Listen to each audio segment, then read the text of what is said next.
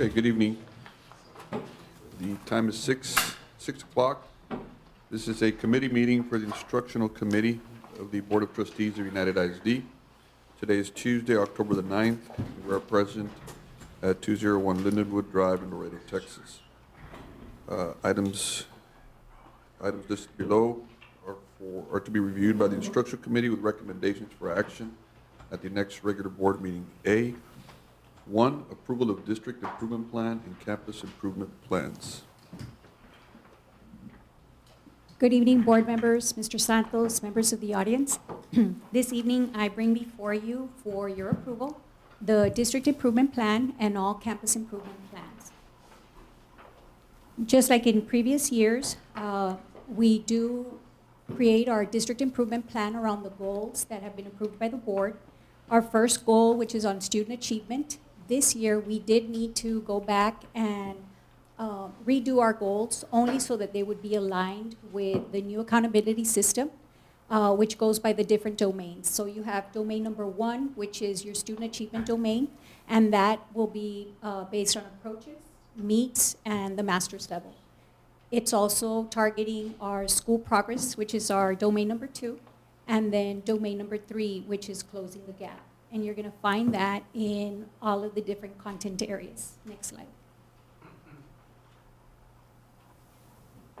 So we have the same type of setup for reading, for math, for the writing. Go ahead and continue. For the writing, for the science, and for the social studies. Okay, so all of them are based on the accountability system. Next slide. We also will continue to address our EL population. State scores had not come in, but once they do, we will address the goals for our ELs. Next slide. We continue to work with our special education population in our section 504. Also, we address our college readiness. Continue. Next slide. Next slide. Yes. And our dual credit opportunities for our students in the high school. Next slide. Additionally, this year, we had to address our CCMR, which is our college, career, and military readiness, because that is part of our new domain system that affects our high schools. So you will see the goals that are also addressed in our district improvement plan. Next slide. Additionally, within our DIP, you will have the 5 different goals. Goal number 2, which is on safe and nurturing environment, addresses our school suspensions, our dropout rate, and our attendance rate. Next slide. Additionally, our district improvement plan will have strategies for family and community engagement. Our human capital, which is pretty much our teachers and making sure that we have staff development and all of the resources for our teachers. And then our goal number 5, which affects our operational effectiveness. And our goal is to maintain a superior rating in the FIRST system. And so all of the strategies you will find in our district improvement plan, and all of that was given to you through a CD. Any questions? There are multiple meetings on this, by the way. Yes. In the CD, does it address how how you're going to achieve that? You know, what's, for example, the disciplinary rate, dropping it from whatever percentage to whatever percentage? Yes, sir. Within the DIP, you will have certain strategies that are there, and you'll find them on the different pages. I don't read the CDs. In fact, I don't even request anyone. I'll look at it. Okay. Once you see it, you'll find that starting on page 53 starts all of the strategies, and you can see by each goal the strategies that are addressing the goals. Including special ed, including 504 dyslexia. Yes, sir. You'll find all of them there. It's a requirement. Okay. All right. Thank you. Number 2, approval of EHDB, whatever that is. Good evening, board members, Mr. Santos, and members of the audience. Tonight I bring forth a resolution of board approving examination for credit by exam for students with prior instruction. If you'll recall, last month I came for credit by exam without prior instruction, and this is now with prior instruction. These are for students that are coming and claiming that they maybe have been homeschooled, or they're coming from a non-accredited school, and if they stated, for example, that they received a credit, then we'll give it a credit by exam. And we purchased these through Texas Tech. This is something new. Before we used to have our own credit by exams, but the state has changed, and now we have to have them validated. So in order to avoid going through that validation process, we're just going to purchase them from Texas Tech University. So I need your approval to have this resolution signed. It says, whereas 19 Administrative Code 74.24, C12 CBOE rules provided that in accordance with district policy, a student in grades 6 through 12 may be given credit for an academic subject in which he or she had some prior instruction if the student scores 70% or higher on a criterion reference test approved by the board for the applicable course. And whereas board policy authorizes administrators to offer such a student that opportunity to demonstrate mastery in a subject in order to earn course credit for a final grade in the limited circumstances described in EHDB local. Now therefore be it resolved that for each secondary subject, the Board of United Independent School District approves the following examinations. And as I mentioned, the examinations will be purchased through Texas Tech University. Do you have many students requesting this? No, we don't. No, not too many. And the reason we go to Texas Tech, that's when it's been approved by ATA. Yes. It's either the University of Texas at Austin or Texas Tech, and we have found more success with Texas Tech. Thank you. I know, I hate to say that I'm a UT grad. I know, I said under my breath, of course. Texas A&M. B, items to be reviewed for information, the 2017-2018 Bilingual Department Program Evaluation and Waiver / Exception Application Submission to TEA for 2018-2019 school year. Yes, good evening, UISD board members, Mr. Santos, and of course our audience. This evening I bring forward to you the bilingual program evaluation that by Chapter 89 we have to present to the board on or before November the 1st. We begin with just some data, some of our English language, and you'll see that now we see EL versus ELL. One of the changes with Chapter 89 is the lingo, so now instead of referring to our students as English language learners, they're referred to English learners. And instead of saying that they've exited the program, they're now reclassified. So you'll see some of the changes within the slides with that lingo. But total district enrollment, we had approximately 42,935, and out of those 43,000 students, 15,399 are labeled as English learners. And we did have 794 students classified as REROS, which are our recent immigrants, recent arrivals. We did have 80 parent denials. Those are we had conferences with these parents to make sure that we were offering the bilingual services to these parents, but for one reason or the other, they declined services. And after reclassification, we did have 13,109 students still classified or still known as English learners. If you see the bottom chart, we did have a slight increase from 14% to 14.9% of the students being reclassified.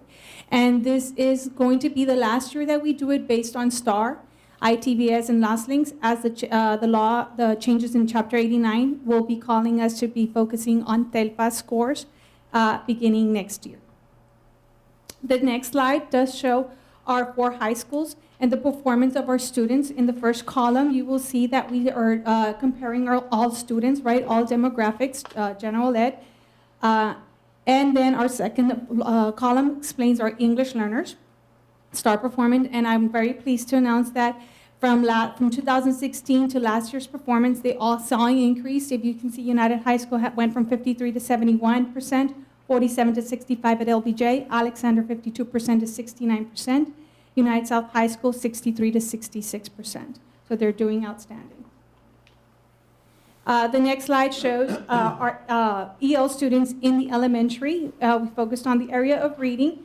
We start off with the bilingual dual students meeting at 84%, the bilingual early transition at 66%, the ESL at 42%, and the current and EL monitor year 1 and 2, which is what is reported on the Texas School Report Card, is at 68%, while the monitored year students, 1 and 2, are at 91. So it gives us great pleasure that those students who have been reclassified and have left the program are doing fantastically well in the general ed classroom. On TELPAS, there was a big change for the TELPAS because 3 of the 4 domains in TELPAS assessment has changed. TELPAS is the assessment, the state assessment for our bilingual students.